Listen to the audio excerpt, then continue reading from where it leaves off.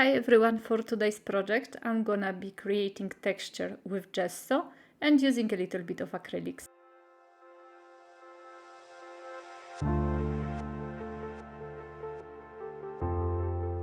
Welcome to my channel, it's Marquet here, Lemon Creation, and I am as always so very happy that you are here. Today I'm working in my mini altered art journal. So I prepared the pages a little bit in advance. I removed some of them, so because I'm making bulky art journal, so it's necessity. And then I glued 2 or 3 of the pages together. And right now, when the glue is dry, I'm gonna be preparing the pages. It's a very weird book. There is not too much writing, but if you want to cover the writing and also be sure that there is no seepage of the paint or other mediums or water, the best way is to cover it either with gesso or absorbent ground. Today I went for a gesso, knowing well enough that it's gonna dull the colors which I'm gonna apply. But I was thinking that either way I am choosing for this page colors which are a little bit not very crisp, a little bit on the very soft side. So I said to myself, it doesn't matter if I use the gesso for that.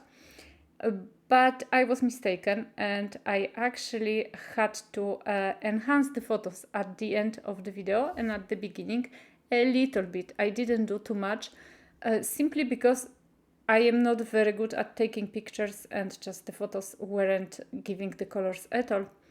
The colors were completely lost on the photos, so I just enhanced it a little bit. And this is my way of working with gesso. So if you want to have some texture, it's enough that either you take a brush, but with brush you're gonna see the strokes. The best way is just take a kind of a credit card, old credit card, or a craft knife, no, palette knife, sorry, I think it's palette knife, and just press it firmly to the gesso and then take it out, and like that you're gonna get some nice texture, plus heat it up. I'm doing it on the full heat, and so like that you're gonna get the small bubbles.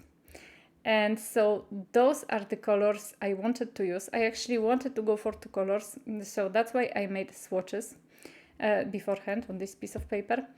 And I actually loved those 3 colors so much that at the end I decided to go for 3 of them. But as I said, this was not my intention. I wanted to just go for 2 colors, and by accident I chose the colors which I absolutely love. They go together so nicely, but as you can see they are not very bright. And here on this piece of paper, when there is no gesso, they look quite nice. But with the gesso, even though they are acrylics, I think gesso really does dull the colors. Also, I didn't want to have a heavy strokes like this one here, so later on I applied a little bit of water, which also will dilute the color. And so maybe that was the problem also, because normally acrylics shouldn't really react with gesso, especially if the gesso is already dry. So maybe that was the water which I added later on. Either way, as I mentioned, I had to like fix the photos a little bit. So actually what you see on the photos at the beginning of the film and at the end on the close-ups is how the page actually looks like in the real life. And since I am really sucking at taking nice pictures, you know, I cannot manage to get the real colors very often on the bright layouts. So that's why also I do not do bright layouts too often, because they are just simply not clickable, and you tend not to watch them as often as you would something which is brighter.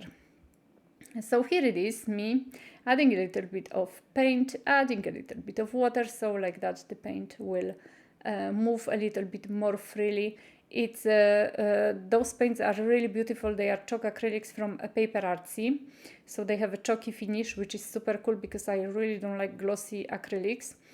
But you know, acrylics, they drying very fast, so even though I was adding water, there were some parts of the paints which were already to dry, and they didn't react with water. And at the end, I decided to dab a little bit of the paint to kind of add the color to the page, which was not covered with gesso. And you can see easily what part of the page was not covered in gesso, because the color is a little bit yellowish when you add water. And then there is a little bit of text which is poking through the pages. So that's the part which wasn't covered with gesso, but I treated very delicately, I'd say, because I knew that if I add too much water to this part, I'm gonna get the seepage on the other part. And I was a little bit apprehensive about adding the darker blue, because I was afraid that I'm gonna have a very visible marking where I added the paint. But with the sponge, I actually could manage to apply the paint. And I have to tell you, I am not very good with acrylics, I think, in general. I don't have ease with applying acrylics, especially on the page which is textured. I prefer powders or sprays, but I have to learn. It's high time to learn finally. And I wanted to show you also my new stamps. This is the addition to my shop from this week. So I have 3 new stamps, and I'm really proud. This one I draw all by myself.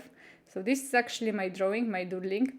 And the bottom one on this one I doodle also. The top one I made in Photoshop.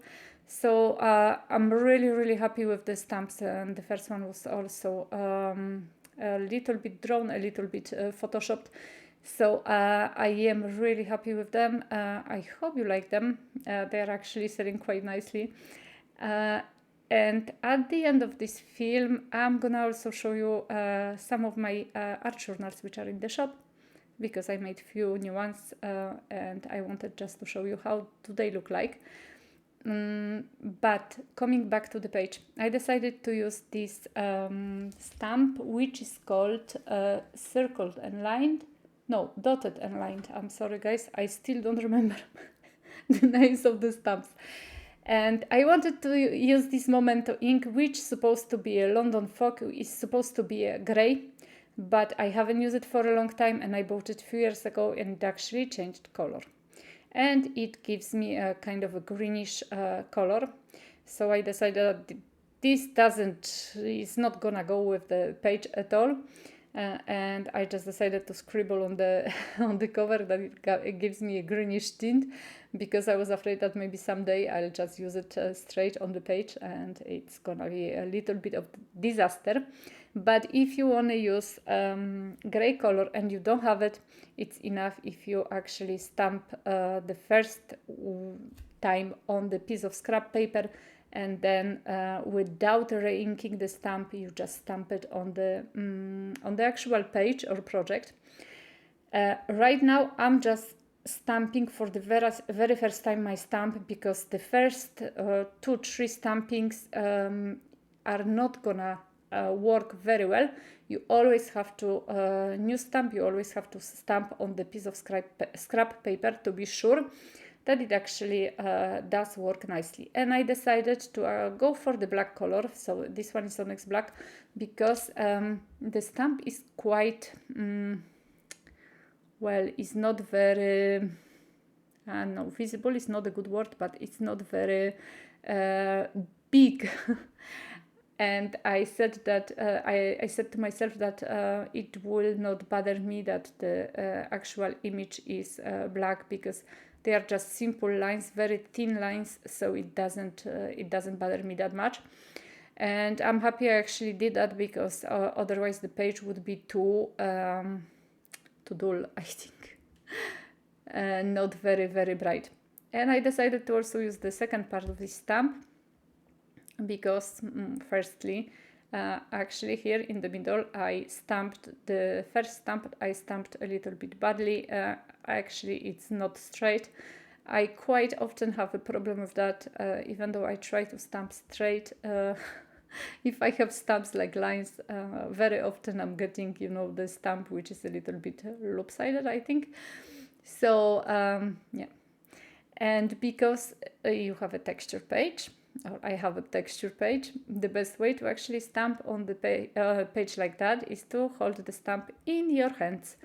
So no acrylic block, because you're gonna be disappointed. It's better to actually apply the stamp with your fingers. And this is the stamp I was offered by one of my dear crafty friends, Natalie. And it's been a long time I haven't used it. And this is not mounted rubber stamp, so I'm using repositionable glue. And like that I can put it on the acrylic block and then take it out, and it actually, the glue will stay for another 2 or 3 usages if I'm gonna use it at you know, not in 1 year time, but like in 1 or 2 weeks time, it's probably gonna still be there. And I'm just gonna cut it out. I'm stamping on the piece of mixed media paper, if I'm not mistaken, but with Onyx black ink with the VersaFine. You have to be careful to actually dry the ink before you start cutting it, otherwise you're gonna have smudges, because it takes quite a while to dry out. So just be careful about that. I did so many mistakes in the past with that. I got smudges with this ink.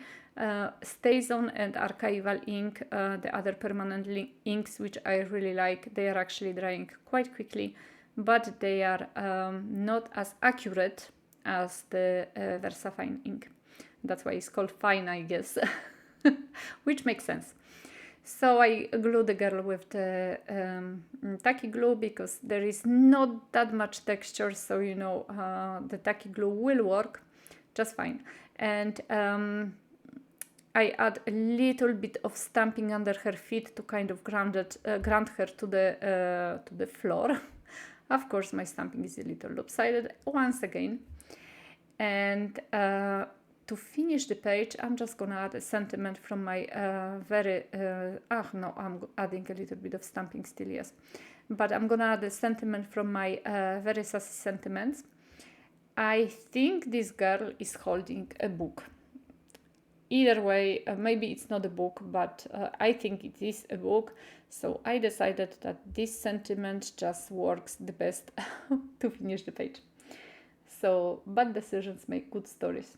So that's it from me, guys. Thank you so much for watching, for subscribing, for commenting, and visiting my shop. If you wanna stay a little bit longer after the close-ups, I'm gonna show you some of my art journals which I have in the shop. And now, as always, I'm sending you big hugs, and see you soon. Have a great day. Bye bye.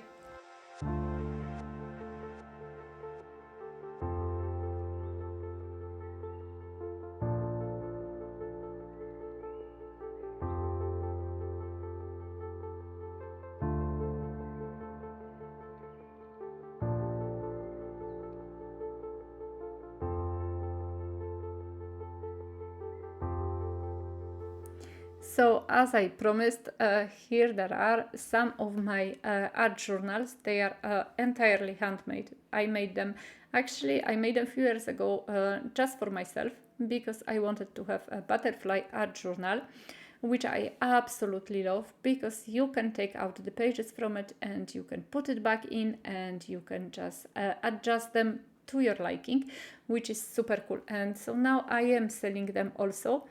And I do them the same way as I do my proper art journals. So they are right now filled up with the watercolor paper, which is texture on one side and flat on or smooth on the other. There is an elastic band around, and the great thing about these journals is that actually you can take out the pages and, as I mentioned, arrange them to your liking. And here it is, the small band which you can put around, and with a little charm. And the covers are actually sewn on the machine, which I do at home. And so here is an example of my art journal, and it's not finished yet. What I do with it, I fix or I make the pages, and later I just put them according to the colors or the theme, and like that I have my journal ready later for the flip through. So those are my journals. They are available in my store. You can find the link in the description box below. And once again, big hugs and have a great day. Bye bye.